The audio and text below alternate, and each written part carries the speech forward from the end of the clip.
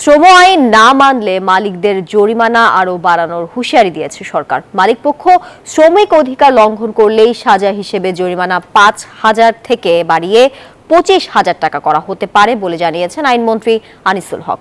সচিবালয়ে আইএলও এর প্রতিনিধিদের সাথে বৈঠক শেষে কথা বলেন তিনি। ট্রেড ইউনিয়ন করার ক্ষেত্রে ১৫% শ্রমিকের মতামতে আপত্তি নেই আইএলওর। ১০% শ্রমিকের মতামতের বিষয়ে ধীরে ধীরে সিদ্ধান্ত হবে বললেন আইনমন্ত্রী। আন্তর্জাতিক শ্রম সংস্থার পরিচালনা পর্ষদে বাংলাদেশের শ্রমিক অধিকার নিয়ে কিছু দেশ এবং বাংলাদেশেরই কিছু সংস্থা ২০১৯ সালে নালিশ করেছিল। এরপর বহুবার বিষয়টি নিয়ে সরকারের পক্ষ থেকে আন্তর্জাতিক শ্রম সংস্থা আইএলওর পরিচালনা পর্ষদে আলোচনা হয়েছে। সরকার শ্রমিকদের অধিকার রক্ষায় প্রতিজ্ঞাবদ্ধ, এটা আন্তর্জাতিক অঙ্গনকে বোঝানো হয়েছে। এরপরও যুক্তরাষ্ট্র সহ কয়েকটি দেশ বাংলাদেশের শ্রম আইন নিয়ে আপত্তি তুলে কিছু সংশোধনের পরামর্শ দিয়েছে। সচিবালয় আন্তর্জাতিক শ্রম সংস্থা আইএলওর ৫ সদস্যের প্রতিনিধি দল শ্রম আইন এবং শ্রমিকদের অধিকার নিয়ে বৈঠক করেন আইনমন্ত্রীর সাথে। বৈঠকে উপস্থিত ছিলেন শ্রম প্রতিমন্ত্রীও।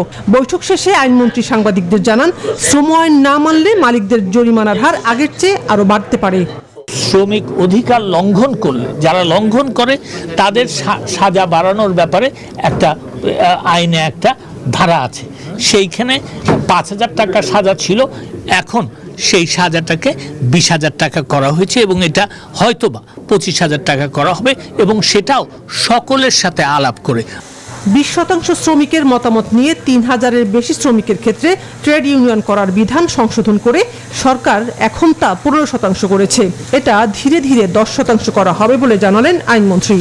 থ্রেশহোল্ড কমিয়ে আনার ব্যাপারে আমরা আগে ২০% থেকে ১৫% নামিয়ে এনেছিলাম। ১৫%-এই তারা এখন রাজি হয়েছেন, কারণ আমি অত্যন্ত পরিষ্কারভাবে বলেছি এখন ১৫% হবে, কিন্তু আমাদের উদ্দেশ্য 10%-এ যাওয়া, সেটা ধীরে আমরা যাব। এ সময় শ্রম প্রতিমন্ত্রী বলেন, মালিক এবং শ্রমিক উভয় পক্ষের স্বার্থ বিবেচনা করেই শ্রম আইন সংশোধন করা হবে। আইএলও যে পরামর্শ দিয়েছে শ্রম আইন তা থেকে ভিন্ন নয় বলে জানান তিনি। আমার মনে হয়েছে সবগুলো আমাদের সাথে সিমিলারিটি আছে, কোন ডিফারেন্সেস আছে বলে আমার মনে হয় না। শাহনাজ ইয়াসমিন, নিউজ 24, ঢাকা।